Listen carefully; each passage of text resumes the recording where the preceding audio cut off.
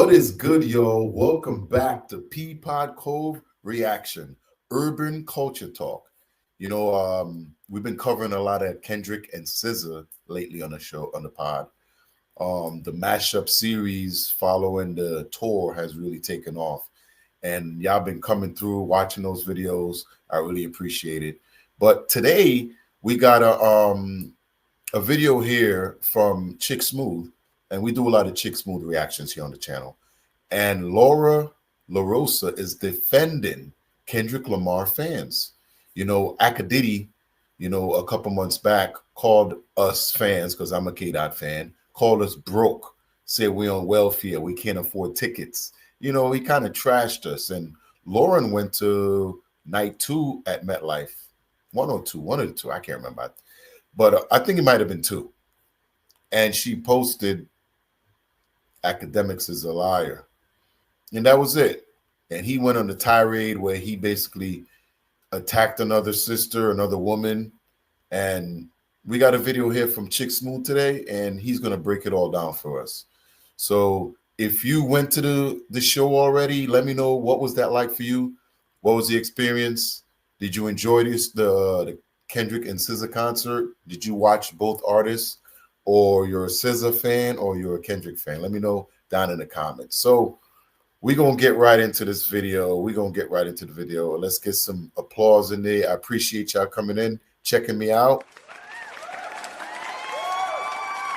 Big it up, big it up, big it up. So, okay, that's enough. Oh, so you want the loud clap, okay. Yeah, there it is. I appreciate y'all coming through. So let's get it. This is Chick Smooth. Let's go. YouTube.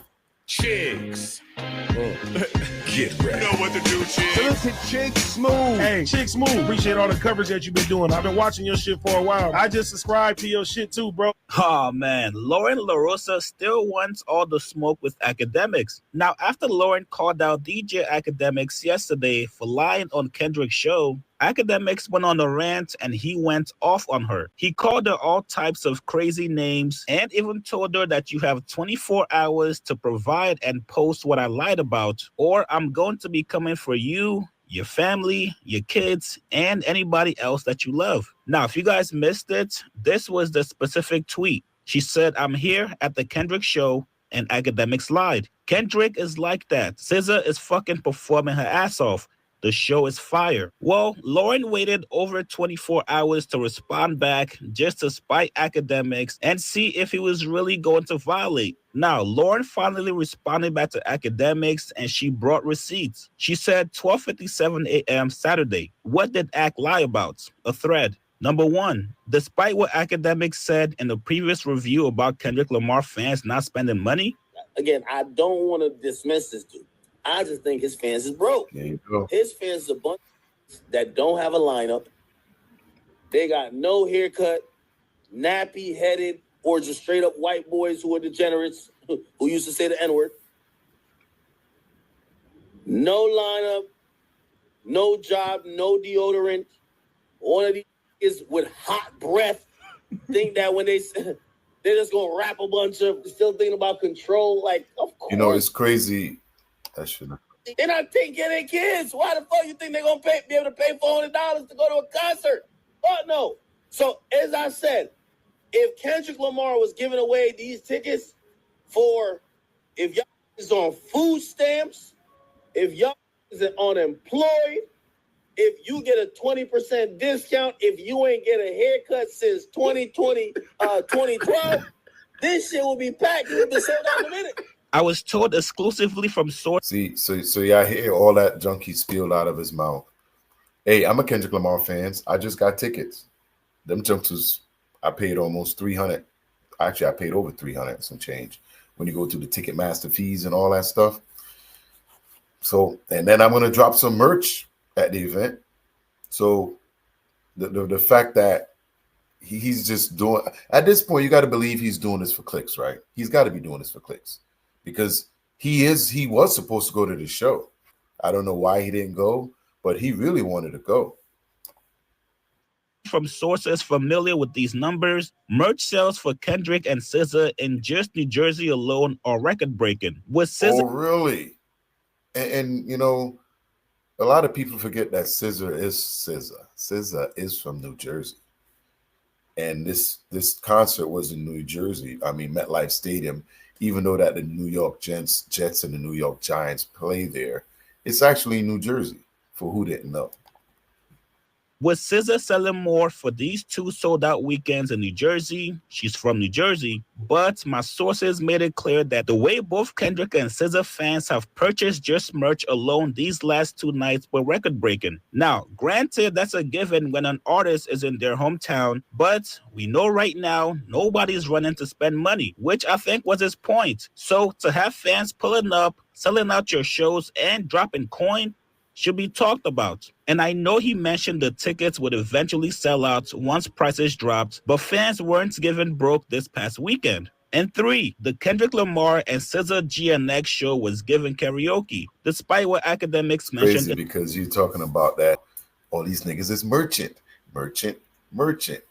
And he's selling out his merch, but he ain't throwing free albums in with his merch. People are buying it because they want to.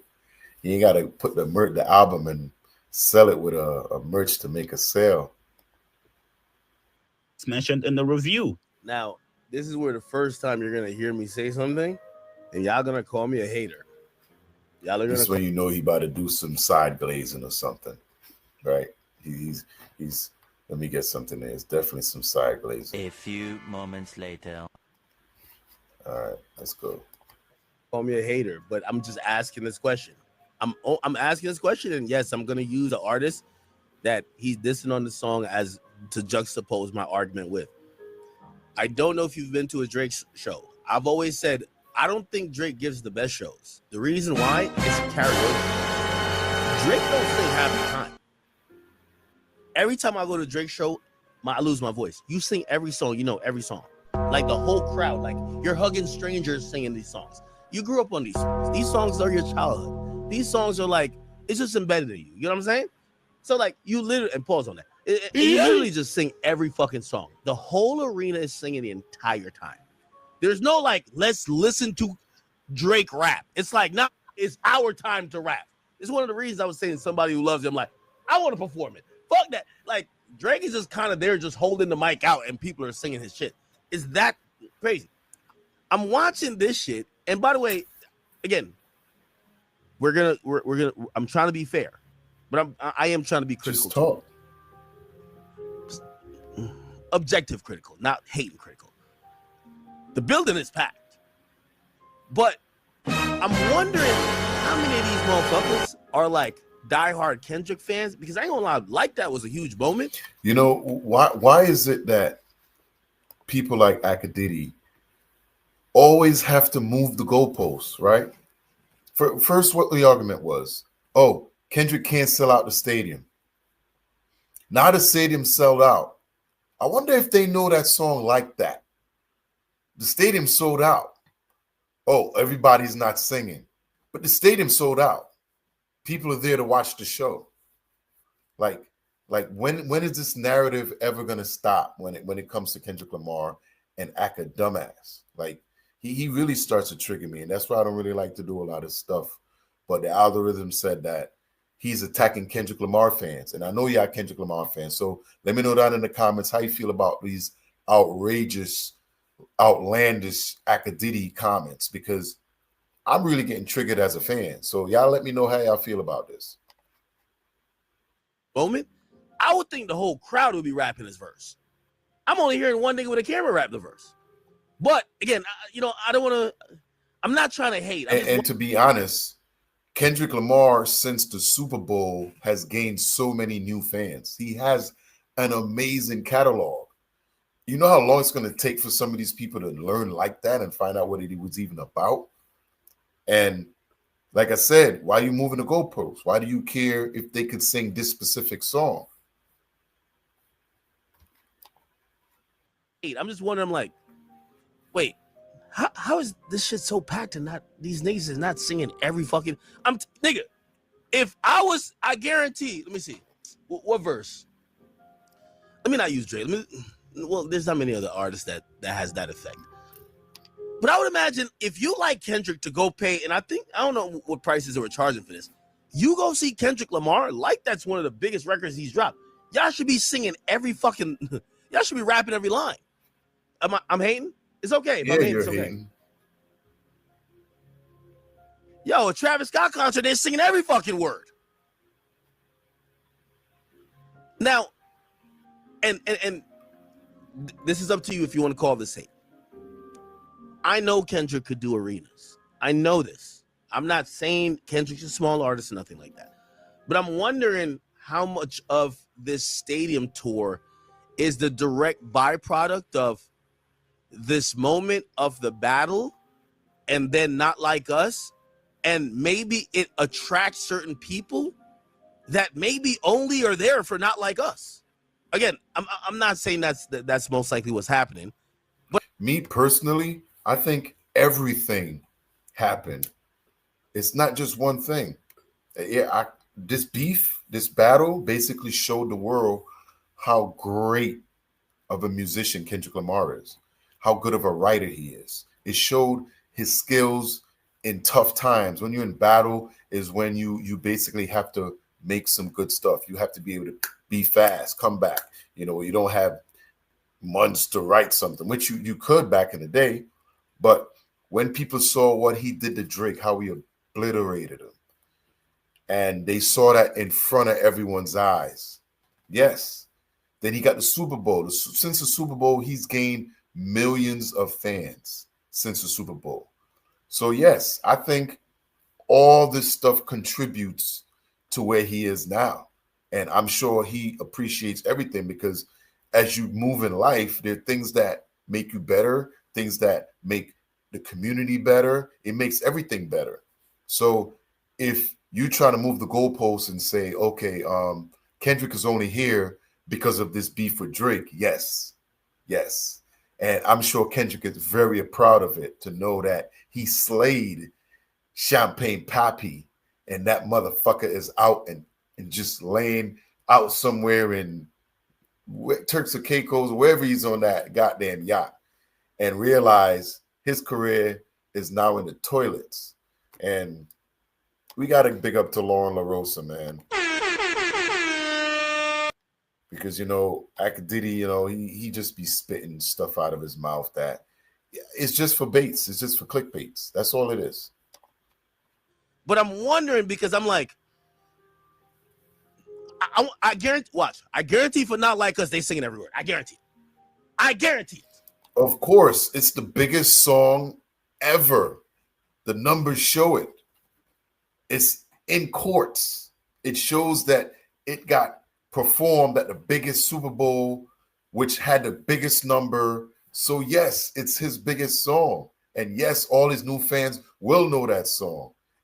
Everybody know that goddamn song, which proves the shit wasn't botted. It was real. That's why everybody know it, Akademiks. Come on, man.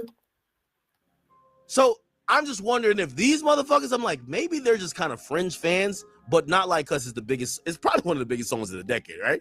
So it's like, yeah, they're like, all right, okay. Like that, all right. Yo, when is he going to do Not Like Us? Which, by the way, I don't know if that's the case. Right now, it's just a theory. We're still scrolling the timeline. If I'm Kendrick, I'm doing Not Like Us 10 times. If that's the case. But I don't know yet. So see how he just moved the goalposts like out of range? Like, where did that come from? Like he ain't got a catalog that he could do other songs. Is that what you're trying to insinuate? Is that what he's trying to insinuate?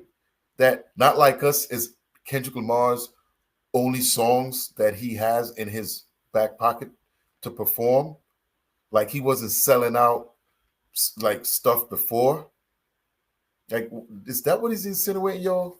Let me know that in the comments, because I like I said, he gets me triggered sometimes. That's why I don't like to do his stuff. He's just ignorant to the culture, ignorant towards everything that's supposed to make sense. Ain't it a little weird that it's kind of quiet? Am I tripping? Maybe it's hate. I don't know.